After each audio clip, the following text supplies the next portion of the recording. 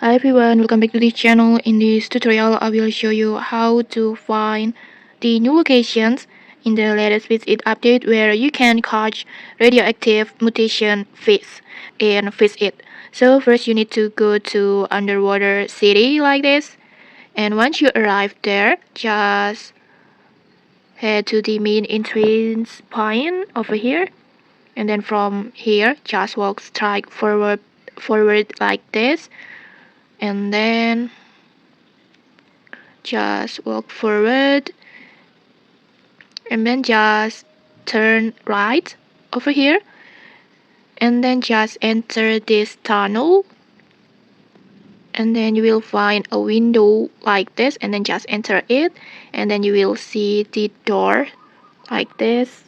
Once you close enough with this door, you will get the options to teleport. Just tap on enter, and like this you will be taken to the new place or new locations like this.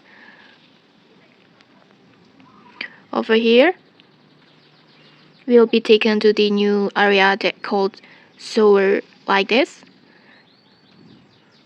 and this is the new locations where you will have a chance to fish for radioactive mutation fish. So yeah, just fishing over on here like usual